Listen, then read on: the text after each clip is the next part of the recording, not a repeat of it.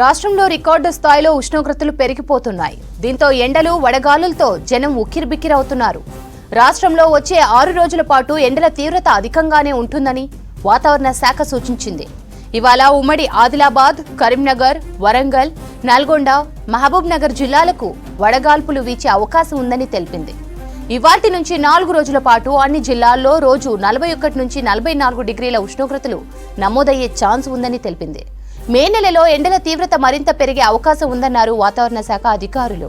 ఈ నెల 7న వాతావరణం చల్లబడి పలు జిల్లాల్లో తేలికపాటి నుంచి మోస్తరు వర్షాలు కురిసే అవకాశం ఉందని అంచనా వేసింది వాతావరణ శాఖ.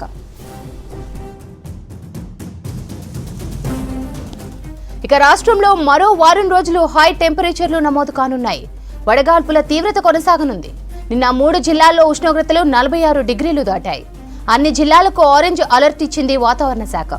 పెరుగుతున్న ఎండలతో పబ్లిక్ అలర్ట్ గా ఉండాలన్నారు డాక్టర్లు. రాష్ట్రంలో బాణుడు బగబగలాడుతున్నాడు. హైదరాబాద్ సహా అన్ని జిల్లాల్లో ఎండల తీవ్రత కొనసాగుతోంది. రోజు రోజుకు టెంపరేచర్లు పెరిగిపోతున్నాయి. మంగళవారం పలు జిల్లాల్లో హై టెంపరేచర్లు నమోదయ్యాయి. నల్గొండ, కరీంనగర్, జగిత్యాల జిల్లాల్లో టెంపరేచర్లు 46 డిగ్రీలు దాటాయి.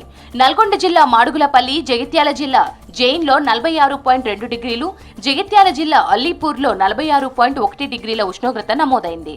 11 జిల్లాల్లో 45 డిగ్రీల నుంచి 45.9 డిగ్రీలు, 16 జిల్లాల్లో 44 నుంచి 44.9 డిగ్రీల టెంపరేచర్ రికార్డైంది. రాష్ట్ర వ్యాప్తంగా ఉష్ణోగ్రతలు రోజురోజుకు పెరుగుతున్నాయి. వారం రోజులుగా రాష్ట్రంలో సాధారణం కంటే 2 నుంచి 4 డిగ్రీల అధిక ఉష్ణోగ్రతలు నమోదవుతున్నాయి. పొడి వాతావరణంతో వడగాలుల తీవ్రత ఎక్కువగా ఉంది. ఎండల తీవ్రతతో ఆరోగ్య శాఖ అలర్ట్ అయింది. ఎండలను తట్టుకోవాలంటే ఆరోగ్యంపై ప్రత్యేక శ్రద్ధ అవసరమంటున్నారు వైద్య నిపుణులు. ఎండ తీవ్రతకు డయేరియా, టైఫాయిడ్ వంటి వ్యాధులు వచ్చే ఛాన్స్ ఉందంటున్న గాంధీ హాస్పిటల్ సూపరింటెండెంట్ రాజారావుతో హరిత ఫేస్ టు ఫేస్. తెలంగాణ వ్యాప్తంగా హై టెంపరేచర్స్ నమోదవుతున్నాయి.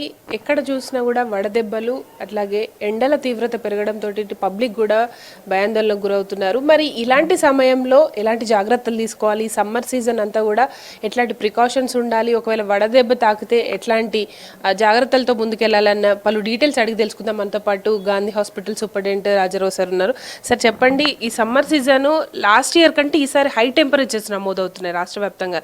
ఇప్పటికే ఐఎండీ కూడా ఆరెంజ్ అలర్ట్, ఎల్లో అలర్ట్ ఇస్తుంది. ప్రస్తుతం ఇట్లాంటి సిచ్యువేషన్లో ఎలాంటి జాగ్రత్తలు తీసుకోవాలి? డెఫినెట్గా ఇప్పుడు మనం చూసుకుంటే హీట్ వేవ్స్ అనేవి చాలా పెరిగినాయి గత 3-4 రోజుల నుంచి ఎస్పెషల్లీ. అదేవిధంగా మన మెటీరియలాజికల్ డిపార్ట్మెంట్ నుంచి కూడా ఎల్లో, ఆరెంజ్ అలర్ట్స్ మనకి జారీ చేయడం జరిగింది. అది 28 నుంచి మే 2 వరకు ఇచ్చారు. రేపు చూసుకుంటే 1 మేన ఆరెంజ్ అలర్ట్ ఉంది మనకి.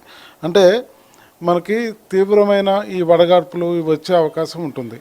అంటే ఈ ఓవర్ హీట్ ఉండే అవకాశం ఉంటుంది. సో ఇంత వేడికి, అంటే ఈ వేడి గాడ్పులకి వీటికి మనకి హెల్త్ ఎట్లా ఎఫెక్ట్ అవుతుంది?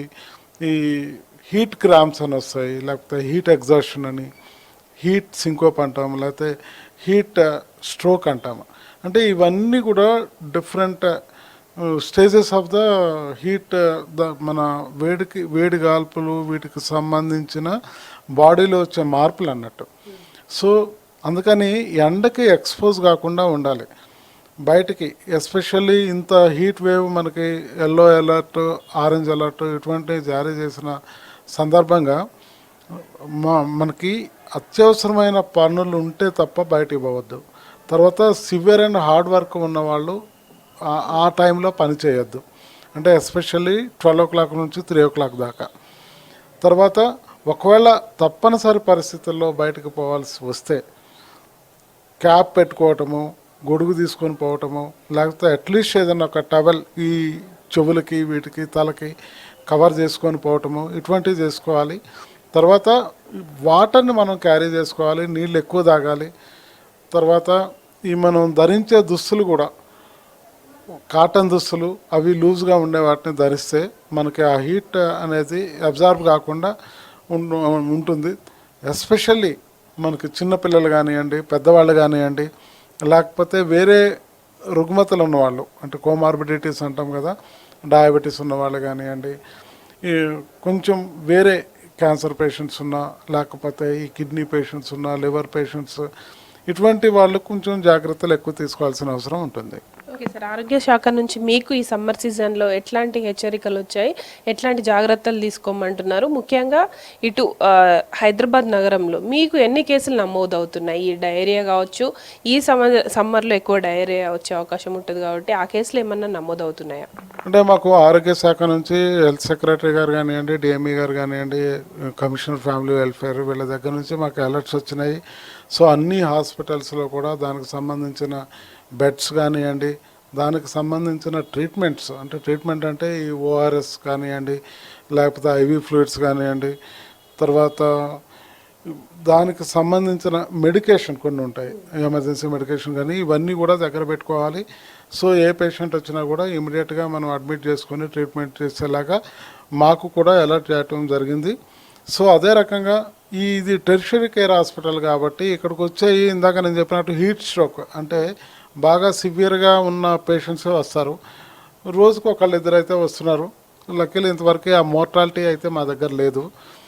కానీ ఇప్పుడైతే ఇంత ఎండలు బాగా ఉన్నాయి కాబట్టి మనం చాలా జాగ్రత్తగా ఉంటే తప్ప డెఫినెట్గా హీట్ స్ట్రోక్ అనేది చాలా సివియర్ ఫామ్, దానివల్ల మరణాలు కూడా సంభవిస్తాయి.